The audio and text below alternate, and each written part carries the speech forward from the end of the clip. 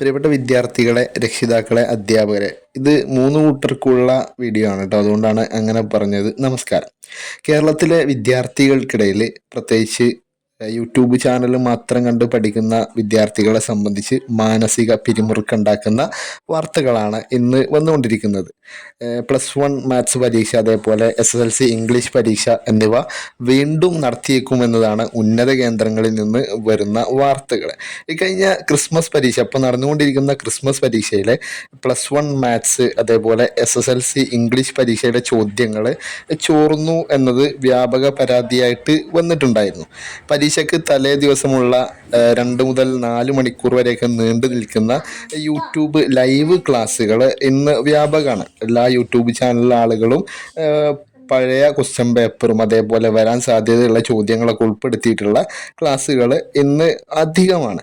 അപ്പോൾ അത്തരത്തിൽ ഒരു യൂട്യൂബ് ചാനലിൽ വന്ന ചോദ്യങ്ങളും അതേ ചോദ്യങ്ങൾ തന്നെ പിറ്റേ ദിവസം നമ്പർ പോലും മാറാതെ പിറ്റേ ദിവസം പരീക്ഷയിൽ വന്നു എന്നുള്ളത് വ്യാപക പരാതിയായി ഉയർന്നു. അത് നമ്മുടെ വിദ്യാഭ്യാസ സമ്പ്രദായം തകർന്നു എന്നതിൻ്റെ ഒരു സൂചനയാണ്. സത്യത്തില് എന്താണ് ഇവിടെ സംഭവിക്കുന്നത്? എങ്ങനെയായിരിക്കും അവർക്ക് ചോദ്യങ്ങൾ ലഭിച്ചിട്ടുണ്ടാവുക? 3 സാധ്യതകളാണ് ചോദ്യപേപ്പർ ചോരാനുള്ള, ലീക്കാവാനുള്ള സാധ്യതയായിട്ട് കണക്കാക്കുന്നത്. ഒന്ന്, ചോദ്യപേപ്പർ തയ്യാറാക്കുന്ന സ്ഥലം. ഗവൺമെൻറ് വിദ്യാഭ്യാസ വകുപ്പ് ചുമതല നൽകിയ അധ്യാപകരാണ് ചോദ്യപേപ്പർ തയ്യാറാക്കുന്നത്. അതന്നെ ചോദ്യപേപ്പർ തയ്യാറാക്കുന്ന ആളുകളുണ്ട്, ടൈപ്പ് ചെയ്യുന്ന ആളുകളുണ്ട്, പ്രിൻ്റ് ചെയ്യുന്ന ആളുകളുണ്ട്.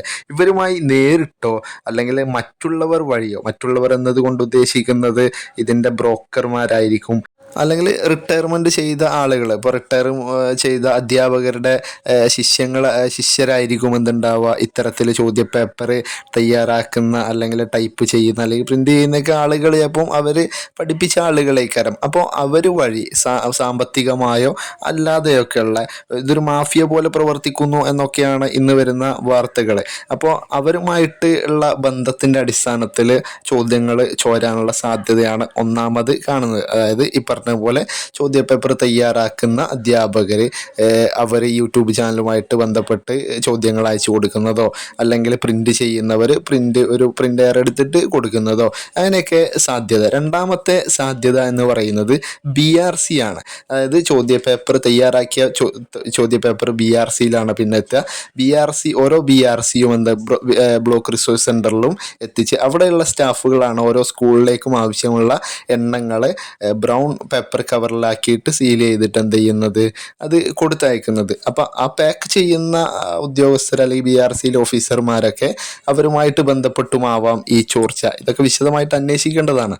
മൂന്നാമത്തത് സ്കൂളാണ്. സ്കൂളിൽ പരീക്ഷയ്ക്ക് 2 ദിവസം മുന്നേ അല്ലെങ്കിൽ തലേ ദിവസമൊക്കെയാണ് HMO അല്ലെങ്കിൽ HMൻ്റെ സാക്ഷ്യപത്രമുള്ള ആളോ അവിടെ പോയിട്ട് ചോദ്യപേപ്പർ സ്കൂളിൽ എത്തിക്കുന്നത്. അവിടെ എത്തിയിട്ട് അവിടെ നിന്ന് പൊട്ടിച്ചിട്ട് എന്ത് ചെയ്യുക, അത് യൂട്യൂബ് ചാനലിലൂടെ വരുന്ന ഒരു അവസ്ഥ. അങ്ങനെ 3 സാധ്യതകളാണ് നമ്മൾ മുന്നിൽ കാണേണ്ടത്.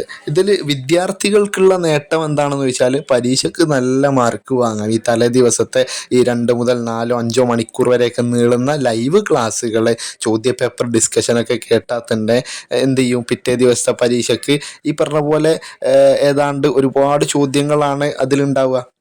അതായത് 8 ചോദ്യങ്ങൾ കൊടുത്തിട്ട് അതിൽ 6 ചോദ്യങ്ങൾക്ക് ഉത്തരം എഴുതണം എന്നുള്ള തരത്തിലുള്ള 3 മാർക്കിൻ്റെ 4 മാർക്കിൻ്റെ ഒക്കെ ഒരു ചോദ്യം ഉണ്ടെന്ന് വിചാരിക്കുക, ഉദാഹരണമാണ്. അപ്പോൾ അങ്ങനെ വരുന്ന ചോദ്യങ്ങൾ 8 ചോദ്യങ്ങളാണ് പരീക്ഷയ്ക്ക് ഉണ്ടെങ്കിൽ യൂട്യൂബ് ചാനലിൽ ഒരു 10-15 ചോദ്യങ്ങൾ ചോദിക്കും. ഇതേ സാമ്യമുള്ള അല്ലെങ്കിൽ കഴിഞ്ഞ വർഷത്തെയാണ്, അതിൻ്റെ മുന്നത്തെ വർഷത്തെയാണെന്നൊക്കെ പറഞ്ഞിട്ട് 10-15 ചോദ്യങ്ങൾ ചോദിക്കും. അതിൽ അവർ ചില ചോദ്യങ്ങൾ ഇത് ഞങ്ങളുടെ ഉറപ്പാണ്, നാളെ പരീക്ഷയ്ക്ക് ഇതെന്തായാലും വരും എന്ന് പറഞ്ഞിട്ട് കൃത്യമായിട്ട് ഹൈലൈറ്റ് ചെയ്യുന്ന ചില ചോദ്യങ്ങളുണ്ട്. അത് പിറ്റേ ദിവസം പരീക്ഷയ്ക്ക് വരാറുണ്ട്. നമ്മളെ കുട്ടികൾക്കിടയിൽ ചർച്ച ചെയ്യുമ്പോൾ ഇതെന്ത് ചെയ്യലുണ്ട്, അവർ പറയാറുണ്ട്. അപ്പോൾ ഇത്തരം അവർക്ക് നാളെ വരുമെന്ന് അത്രത്തോളം ഉറപ്പിച്ച് പറയണമെന്നുണ്ടെങ്കിൽ ഈ ചോദ്യപേപ്പർ ലീക്ക് ചെയ്തതാണ് അല്ലെങ്കിൽ ലീക്കായി വന്നതാണ് എന്നുള്ളത് നമുക്കതിൽ നിന്ന് തന്നെ മനസ്സിലാക്കാം. പക്ഷേ വിദ്യാർത്ഥികൾക്കുള്ള ദോഷങ്ങൾ എന്ന് പറയുന്നത് ഒരുപാടാണ്. ഓൺലൈൻ ക്ലാസ്സിനെ ഡിപ്പെൻഡ് ചെയ്യുന്ന വിദ്യാർത്ഥികളാണ് അധിക ആളുകളും, ഭൂരിഭാഗം കുട്ടികളും ഇന്ന്. അപ്പോൾ അത് യൂട്യൂബ് ചാനലിലെ ലൈവ് കൗണ്ട് സൂചിപ്പിക്കുന്നുണ്ട്. അതിന് തെളിവാണ് യൂട്യൂബ് ചാനലിൽ ഈ ലൈവ് കാണുന്ന ആളുകളുടെ എണ്ണം, വിദ്യാർത്ഥികളുടെ എണ്ണം ഇതാണ്. അതിനുള്ള അവരുടെ ദൂഷ്യഫലങ്ങൾ, അവർക്കുണ്ടാകുന്ന ദോഷങ്ങൾ എന്ന് പറയുന്നത്, ഒന്ന് ക്ലാസ്സിലെ ശ്രദ്ധക്കുറവ് അല്ലെങ്കിൽ ഹാജറില്ലായ്മ. അതായത് സ്ഥിരമായിട്ട് യൂട്യൂബ് ചാനൽ കണ്ട് പരീക്ഷയ്ക്ക് ജയിക്കാൻ ഇത്തരം ക്ലാസ്സുകൾ ഉണ്ടല്ലോ, പിന്നെ എന്തിനാണ് രാവിലെ മുതൽ വൈകുന്നേരം വരെ കുത്തിയിരുന്ന് ശ്രദ്ധിച്ച് ഇങ്ങനെ ക്ലാസ് കേൾക്കുന്നത് എന്നുള്ള ചിന്ത വിദ്യാർത്ഥികൾക്കിടയിൽ ഇങ്ങനെ വളർന്ന് വരുന്നുണ്ട്. കാരണം ഇത്തരത്തിലുള്ള ഒരു ക്ലാസ് കണ്ടാൽ തന്നെ പിറ്റേ ദിവസം പരീക്ഷയ്ക്ക് കൂളായിട്ട് മാർക്ക് വാങ്ങാം എന്നുള്ളത് അവർ തെറ്റിദ്ധരിക്കപ്പെടുകയാണ്. രണ്ടാമത്തത് ഫോണിന് വേണ്ടിയിട്ടുള്ള അല്ലെങ്കിൽ ഫോണിലുള്ള ഒരു അഡിക്ഷന്. അതായത് ഈ യൂട്യൂബ് ചാനൽ നമ്മളിപ്പോൾ ഒരു ക്ലാസ് കണ്ടു, ആ ക്ലാസ് അവസാനിക്കുന്നതോടുകൂടെ ഇപ്പോൾ രക്ഷിതാക്കളാണെങ്കിലും ഫോൺ കൊടുക്കും. ഇങ്ങനെ പരീക്ഷയ്ക്ക് മാർക്ക് കിട്ടിക്കണ്ടാൽ രക്ഷിതാക്കൾ സ്വാഭാവികമായിട്ടും വിദ്യാർത്ഥികൾക്ക് പിറ്റത്തെ പരീക്ഷയ്ക്ക് എന്ത് ചെയ്യും, ഫോൺ കൊടുക്കും. അങ്ങനെ ഫോൺ കണ്ടു കഴിഞ്ഞിട്ട് ഈ 7-7:30 മണിക്കൊക്കെയാണ് ലൈവ് തുടങ്ങുക. അത് 9:30-10:00 വരെയൊക്കെ ഉണ്ടാവും. ആ സമയത്ത് സ്വാഭാവികമായിട്ടും വിദ്യാർത്ഥികൾ അപ്പോൾ അവരുടെ റൂമിലായിരിക്കും ഉണ്ടാവുക. അത് ഫോണ് കണ്ടു കഴിഞ്ഞതിന് ശേഷം പിന്നെ ഈ ഫോണിൽ അടുത്തത് യൂട്യൂബിൻ്റെ സജഷനായിട്ട് വരുന്നത് നമ്മൾ കണ്ട എൻ്റർടൈൻമെൻറ്റ് പരിപാടികളായിരിക്കും. അത്തരം എൻ്റർടൈൻമെൻറ്റ് പരിപാടികൾ കാണുന്നതിലേക്കും വിദ്യാർത്ഥികളെ നയിക്കും. മാത്രമല്ല യൂട്യൂബ് ക്ലാസ് കാണാൻ വേണ്ടിയിട്ടാണ് എന്ന് പറഞ്ഞിട്ട് മറ്റു പരിപാടികൾ, ഗെയിം കളിക്കുന്നത് പോലെയുള്ളതിലേക്ക് എത്തിപ്പെടുന്ന വിദ്യാർത്ഥികളും സുപരിചിതമാണ്, നമുക്ക് തന്നെ അറിയാവുന്നതാണ്. ഇതുമൂലം ഉണ്ടാവുന്ന വിദ്യാർത്ഥികൾക്കുണ്ടാവുന്ന മാനസിക പ്രയാസങ്ങൾ, അവരുടെ ശാരീരിക പ്രയാസങ്ങൾ, കാഴ്ചക്കുറവ് പോലെയുള്ള ബുദ്ധിമുട്ടുകളൊക്കെ അവരിൽ വളർന്നു വരുന്നതൊക്കെ നമുക്ക് പ്രകടമായ സത്യങ്ങളായിട്ട് ഇന്ന് കാണാൻ വേണ്ടി പറ്റും. ഇനി രക്ഷിതാക്കളോട് പറയാനുള്ളത്, ഇത്തരം ഒരു പരീക്ഷയ്ക്ക് ഇങ്ങനെ യൂട്യൂബ് ക്ലാസ് കണ്ടിട്ട് ജയിച്ചു വന്നു എന്ന് കരുതി അടുത്ത പരീക്ഷയിലും നമ്മളിത് കൊടുക്കും. പക്ഷെ പബ്ലിക് എക്സാമിന് എന്തുണ്ടാവില്ല, ഇത്തരത്തിൽ അവർക്ക് ചോദ്യങ്ങൾ ലീക്ക് ചെയ്യാനുള്ള സാധ്യത മറ്റതിനെ അപേക്ഷിച്ച് കുറവായിരിക്കും. അപ്പോൾ ആ സമയത്ത് നമ്മൾ പ്രതീക്ഷിച്ച ഒരു മാർക്ക്, SSLCയിൽ ഫസ്റ്റ് ടേം സെക്കൻഡ് ടേമിലൊക്കെ നല്ല മാർക്ക് വാങ്ങിയ വിദ്യാർത്ഥികൾ പിന്നെ മാർക്ക് വാങ്ങാൻ കഴിയാതെ എന്ത് ചെയ്യുന്നു, മാനസിക സമ്മർദ്ദം മൂലം അവരുടെ ജീവിതം വഴിമുട്ടിപ്പോകുന്ന ഒരവസ്ഥയും നമ്മൾ കേരളത്തിൽ കാണുന്നുണ്ട്. നിങ്ങൾ മനസ്സിലാക്കേണ്ട ഒരു യാഥാർത്ഥ്യം എന്ന് പറഞ്ഞാൽ, മദ്യപാനം പോലെ അല്ലെങ്കിൽ ലഹരി ഉപയോഗം പോലെ തന്നെ ഒരു ലഹരിയാണ് എന്തുള്ളത്, ഈ ഒരു മൊബൈൽ ഫോൺ ഉപയോഗം. ഇതിൽ അഡിക്റ്റായ ആളുകളെ നമുക്ക് പരിചയമുള്ളത് കൊണ്ടാണ് നമ്മൾ ഇത്ര തുറന്ന് ഇത് പറയുന്നത്. ഇപ്പോൾ കഴിഞ്ഞ ദിവസങ്ങളിൽ കോഴിക്കോട് ജില്ലയിൽ ഒരു വാർത്ത വന്നത്, മൊബൈലിൽ നെറ്റ് തീർന്നു, ഉമ്മാനോട് നെറ്റ് ചോദിച്ചിട്ട് കൊടുക്കാത്ത കാരണം ഉമ്മാൻ്റെ കഴുത്ത് അറുത്തു എന്നുള്ള അത്തരത്തിലുള്ള വാർത്തകളൊക്കെയാണ്. അപ്പോൾ ഇതൊക്കെ നമ്മുടെ സമൂഹത്തിൽ നടക്കുന്ന കാര്യങ്ങളാണ്.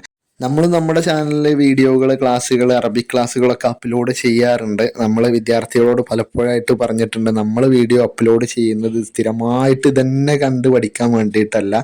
ഒരു ദിവസമോ 2 ദിവസമൊക്കെ സ്കൂളിൽ ലീവാവുന്ന സമയത്ത് മിസ്സായി പോയ ക്ലാസ്സുകൾ കിട്ടാൻ വേണ്ടിയിട്ടാണ് എന്ന് വീഡിയോയുടെ ഇടയ്ക്ക് നമ്മൾ വല്ലപ്പോഴൊക്കെ പറയാറുണ്ട്. അപ്പോൾ ഇങ്ങനെ സ്ഥിരമായിട്ട് ഓൺലൈൻ മാത്രം ഡിപ്പെൻഡ് ചെയ്യുന്നത് അത്ര നല്ലതല്ല എന്നുള്ളത് നമ്മുടെ പൊന്നുമക്കളോട് നമ്മൾ പറഞ്ഞ് മനസ്സിലാക്കണം. നമുക്കും നമ്മുടെ മക്കൾക്കും നല്ല ഭാവി ഉണ്ടാവട്ടെ എന്ന് ആശംസിച്ചുകൊണ്ട് നിർത്തുന്നു. നമസ്കാരം.